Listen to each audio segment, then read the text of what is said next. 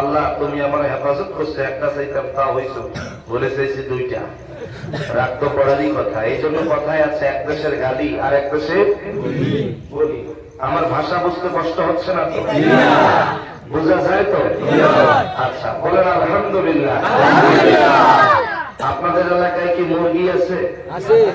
মুরগি ডিম দেয়? কি ডিম দেয়? মুরগি না মুরগ? মুরগি দেয়। জি। একটা মুরগির দানা কয়টা? দুইটা। একটা মুরগির দানা দুইটা, তো মুরগি ডিম দেয়। ওই যে ডিম দিয়ে যে উষুম বসায় দেয়, উষুম বোঝেন আপনারা? এই যে বাচ্চা ফুটানোর জন্য যে দেয়, তাই কি বলে? আচ্ছা আচ্ছা, ওই তো সিলেটের সাথে মিল আছে। আর আমরা বলি উষুম অথবা বলি তা, আর আপনারা বলেন ওম। আচ্ছা, যাই হোক, আপনাদের আমার গেলাম, আমি শিখে গেলাম যে এলাকার মানুষ ওম বলে। জ্ঞানী ব্যক্তি 10টা ডিম দিয়ে একটা মুরগি ওম বসায় গেছে। বলেন তো কয়দিন পর বাচ্চা দেয়? 21 দিন 22 দিন, তাই না?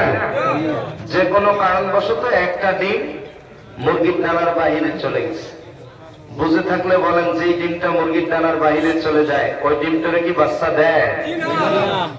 যে ডিমটার বাচ্চা দেয় না, ওই ডিমটারে আপনাদের এলাকায় কি ডিম বলে?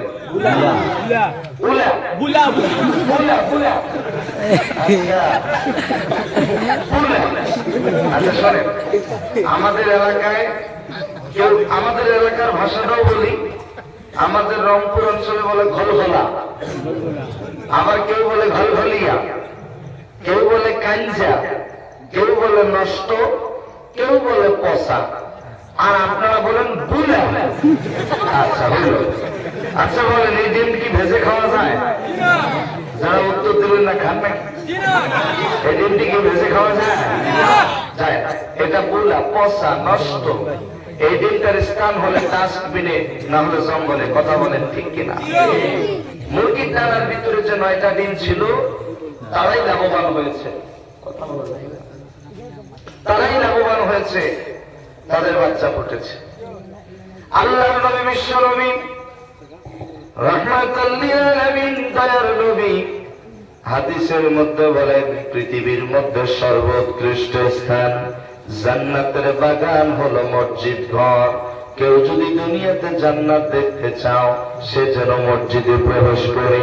নাম্বার 2, সেখানে কোরআনের আলোচনা করা হয়, হাদিসের আলোচনা করা হয়। ওই জায়গাটাও কোনো সাধারণ জায়গা নয়।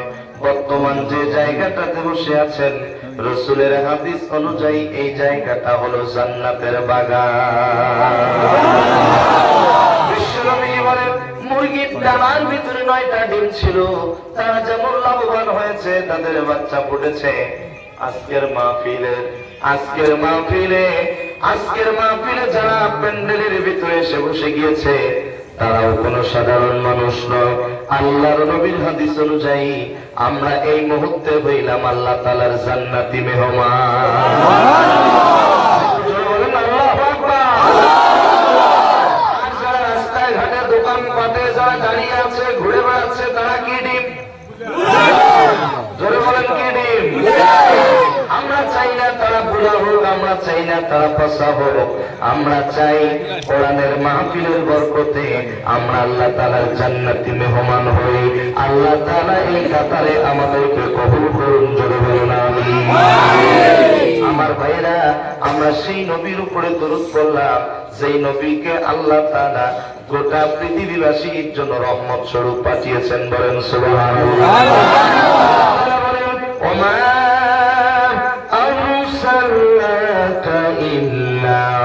রহমাতাল লিল আলামিন।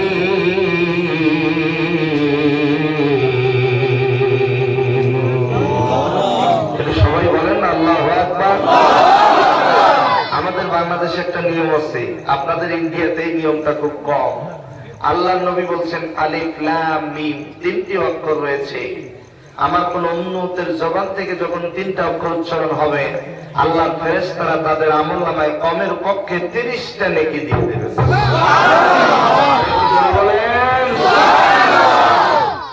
এক একটা মাত্রের বিনিময়ে 10টা করে নেকি দিবেন কে? আমি যতবার কোরআন তেলাওয়াত করব, আমার তেলাওয়াত শেষে আপনারা যদি আল্লাহু আকবার বলে আল্লাহকে খুশি করতে পারেন, আল্লাহ সুবহানাহু ওয়া তাআলা আমাদের প্রত্যেকের আমলনামায় সমপরিমাণ সওয়াব দিয়ে দেবেন। যখন কোরআন তেলাওয়াত শেষ হবে আপনারা আল্লাহু আকবার বলতে পারবেন তো ইনশাআল্লাহ? একটু সবাই বলেন তো আল্লাহু আকবার। পছন্দ হয়নি, আরেকটু জোরে বলেন আল্লাহু আকবার। আচ্ছা শোনেন, আরেকটা হাদিস বলি। আল্লাহ তাআলা বলেছেন মিনাল জিন্নাতি ওয়ান নাস, মিনাল জিন্নাতি ওয়ান নাস। শয়তান হলো 2 প্রকার। জবান খুলে বলেন শয়তান কয় প্রকার? 2 প্রকার। একটা মানুষ শয়তান, আরেকটা হলো জিন শয়তান। এই 2 প্রকার শয়তান ভয় করে তখন আল্লাহর এই জমিনে আল্লাহর নামের স্লোগান দেওয়া হয়। যখন আপনারা শুরুতেই আল্লাহর নামের স্লোগান দিবেন, মানুষ শয়তান জিন শয়তান পালিয়ে যাবে। আল্লাহর কোরআন থেকে ধারাবাহিকভাবে আলোচনা শুরু হবে ইনশাআল্লাহ। আমি যখন বলবো লিল্লাহে তাকবীর, আপনারা কি বলবেন? আস্তে না জোরে? জোরে বললে খুশি হবে কে? আর আস্তে বললে খুশি হবে কে? শয়তান। শয়তান। জোরে বলেন কে? আমরা কাকে খুশি করবো? তাহলে জবান ছেড়ে দিয়ে বলেন লিল্লাহে তাকবীর।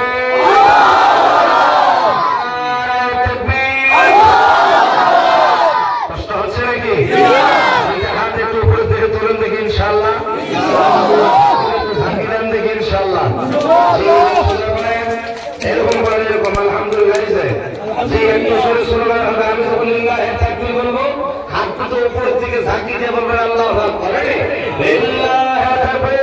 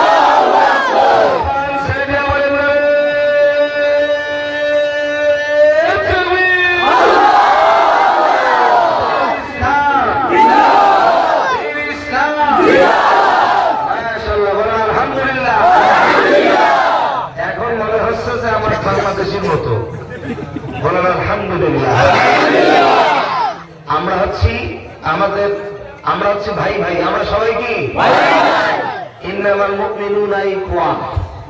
এক মুমিন আর এক মুমিন হচ্ছে পরস্পর ভাই ভাই। আমাদের সম্পর্কটা হবে কেমন জানেন? ওয়াল মুমিনুনা ওয়াল মুমিনাত বা'দুহুম আউলিয়াউ বা'দ। আমাদের সম্পর্কটা হবে দেহের মতো। জবান খুলে বলেন কিসের মতো?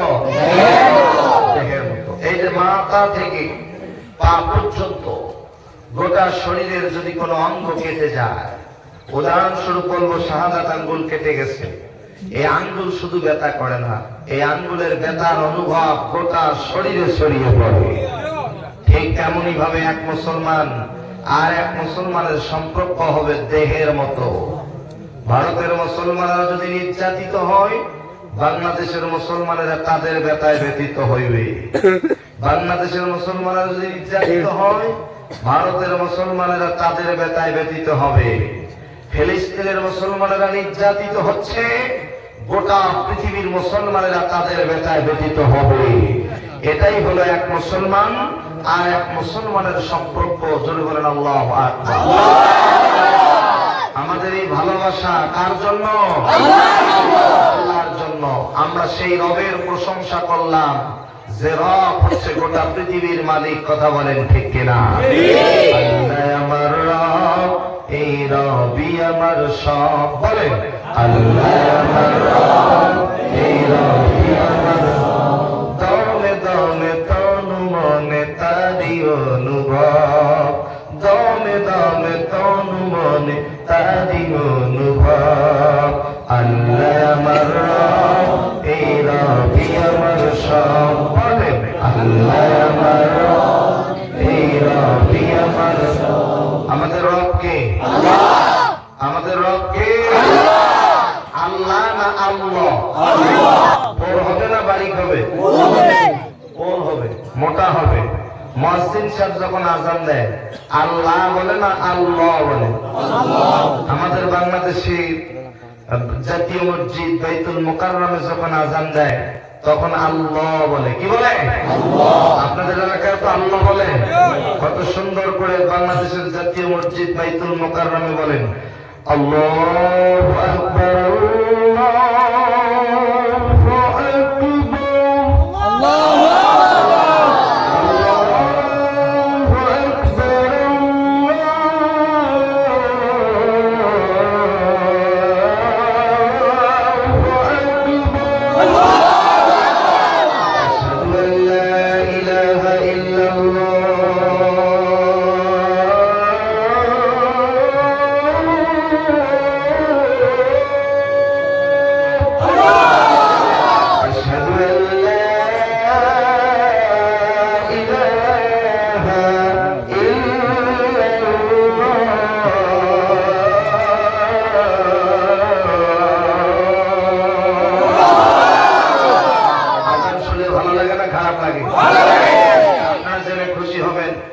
বিগত কিছুদিনের ভিতরে ওয়ালওয়ালে আযান শুনে কয়েক হাজার অমুসলিম ইসলাম ধর্ম কবুল করেছেন। কিছুদিন আগে চলে গেছে কাতার বিশ্বকাপ। এই কাতার বিশ্বকাপে আযান শুনে এমন দেশের লোকজনেরা এসেছে তারা আযান কি শোনে নাই, তারা এসে আযান শুনে মুগ্ধ হয়ে ইসলাম ধর্ম কবুল করেছে। আযান ভালো লাগে না খারাপ লাগে? আপনারা যদি শেষ পর্যন্ত থাকেন ইনশাআল্লাহ শোনার চেষ্টা করবো ইনশাআল্লাহ। আমরা সেই কিতাব থেকে আলোচনা শুনব। আমার হাতে পৃথিবীর সর্বশ্রেষ্ঠ কিতাব মহাগ্রন্থ আল কোরআন। এই কিতাবটির নাম কি?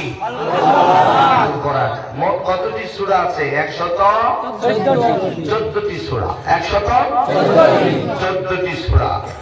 সেগুলো থেকে সূরা আহজাব থেকে একটি আয়াতে কারিমা অংশ বিশেষ তেলাওয়াত করেছি। পুরো আয়াত পড়িনি, প্রথম আয়াতের প্রথম অংশ তেলাওয়াত করেছি। আল্লাহ তাআলা তৌফিক দান করলে আমার তেলাওয়াতকৃত আয়াতকে সামনে রেখে কিছু কথা বলবো নিয়ত করেছি। আল্লাহ যেন আমাকে বলার এবং আপনাদের সকলকে আমলের নিয়তে শ্রবণ করার তৌফিক দান করুন। আমরা শুনবো কম, আমল করব বেশি। শুনবো কম, আমল করব বেশি। কারণ আমরা যে মাহফিল আসছি, এই মাহফিল আমাদের জীবনের শেষ মাহফিল হতে পারে। এই মাহফিল থেকে বাড়িতে যাইতে পারবো কিনা কোনো গ্যারান্টি আছে ভাই? আমি ওমর ফারুক সিদ্দিকী এখান থেকে আমার দেশে যাইতে পারবো কিনা কোনো গ্যারান্টি আছে? কোনো গ্যারান্টি নাই। যে কোনো মুহূর্তে মসজিদের মাইকে এলান করা হবে অমুক আর দুনিয়াতে বেঁচে নাই। মারা যাওয়ার পরে মসজিদের মাইকে এলান দেওয়া হয় কি হয় না? হয়। একদিন তোমারি নাম মসজিদে হবে এলান। তৈরি থেকো, তৈরি রেখো কবরের মান সামান।